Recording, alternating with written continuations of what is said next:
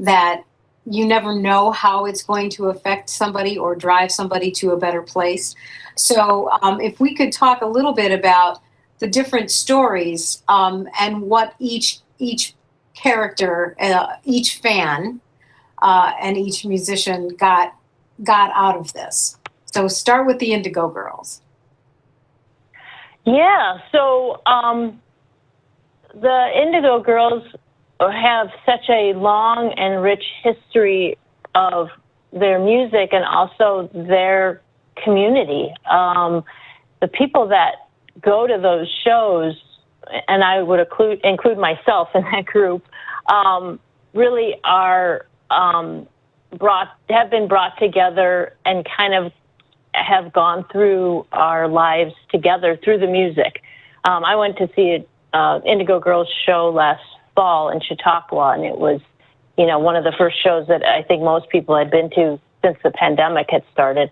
But we were really interested in having them be a part of our film, and they speak so well about how they create their music and the process for their music, and that was one of the criteria that we kind of had for the film. We were hoping, to include musicians that like to talk about how they, their process a little bit. And they also just have such a, like I said, a rich fan base. So it's not hard to find a long-standing Indigo Girls fan. There's a lot of them. But when we found Dylan, we found that their story had a lot of connections with some of the other themes that we were hoping to explore in the film. So the character, was her name Dylan? Their name is Dylan, yes. Yeah. Realized she had always felt different because she knew that she was, gay, but she was afraid to actually speak out to it. She then started going to these concerts and felt that she found her community and she found herself. Correct? Yes. And that was a very powerful message, I thought, right? So explain a little bit about the dynamic between the two characters with Vijay Iyer and the writer.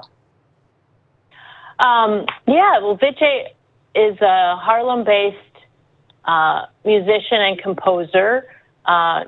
He describes his work as, he makes music. He doesn't really classify what he does, but he's well known in the jazz and classical music categories.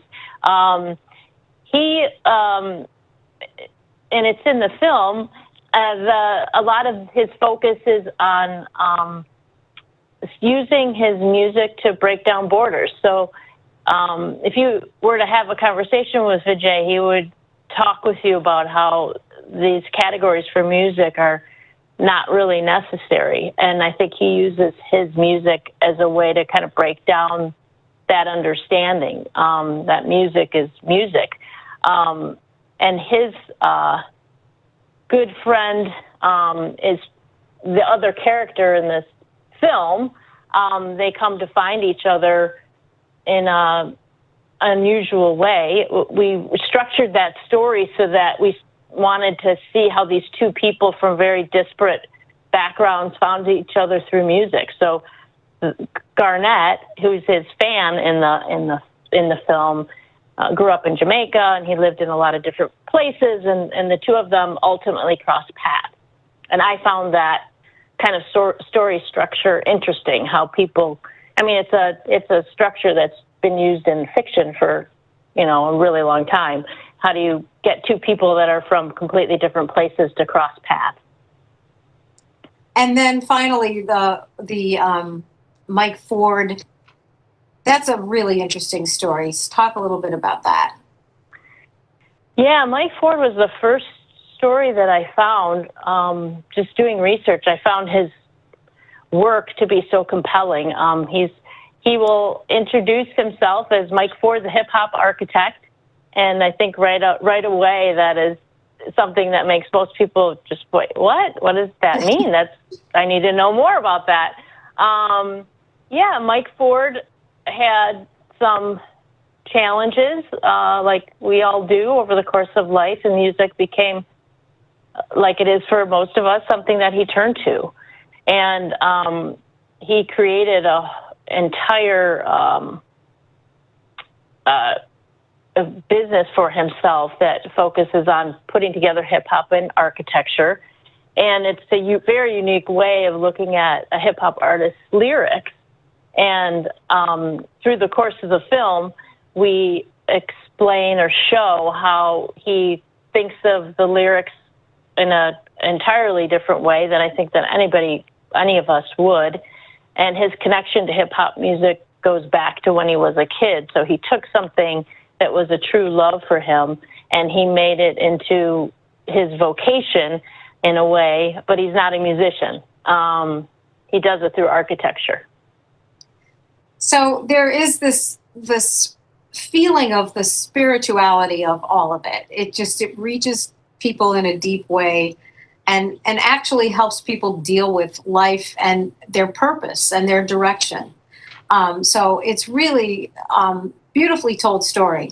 I also want to commend you. I know you worked on the film Chase and Train, which, as a jazz person, I'm like, woo, that was a really great, great film, and we loved it. But I also, it's interesting your background, because you did a lot of educational things, children's books and stories. I want you to talk a little bit about that, because I think that is so essential to storytelling. Oh, yeah. Thank you for noticing that. I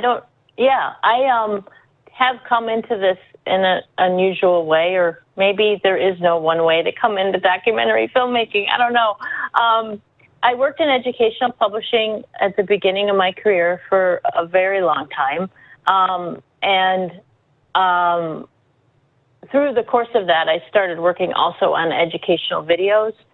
So we made a lot of videos for college textbooks and things like that, and made, a few hundred shows. One year we made 100 shows. Wow. And I really learned, kind of the craft in a way, a lot about, we were on shoots, every other week or a couple times a week, scripting, editing. I really had a chance through that opportunity to learn how to put these kinds of things together, and also how to interview people and find locations. And it was a really quick education. But I always wanted to get into documentary filmmaking. So when the opportunity came up, I took it. Well, we're glad that you did, because I think it's really wonderful to talk to women who are in this field, and to encourage them to do more, and to think more deeply, and to cover the things that mean so much to all of us, really. So is this your first time in Cleveland?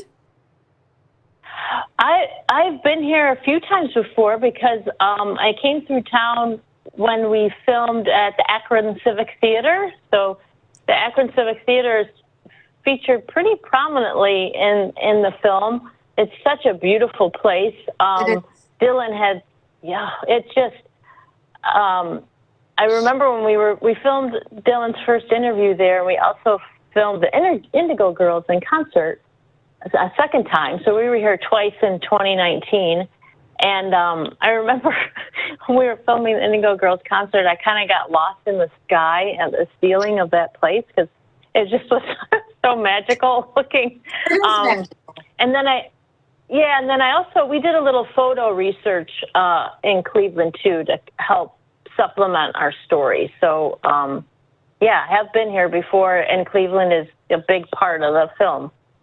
So this is your first time appearing as a director at the Cleveland International Film Festival, though, or is it? Yes, definitely is my first time. I can't say enough about this film festival, and the people here are so warm and welcoming. Even just walking up and down the street, People say hello. It's good to be in the Midwest. That's true. You grew up in Chicago, right? Yeah, So, and I definitely can pick up on that vibe, and it's wonderful. Feels like home. that's great. That's lovely to hear. The movie gets shown today at, I think, 4:55. Yeah, 4:55 at the Westfield Studio Theater, and then the same location tomorrow at 9:25 a.m. Great. Well, I urge everybody to watch it. And if you miss it live, you can get it. You can get it on the streamed portion of the film festival, so people can get to see it. And I appreciate your getting up after traveling all day yesterday to talk to us, and wish you the best of luck. Thank you. Thank you so much for having. Yeah, thank you for having me on. It's been fun to talk with you. Great. It's our pleasure. Take care. You too. Bye-bye. Bye.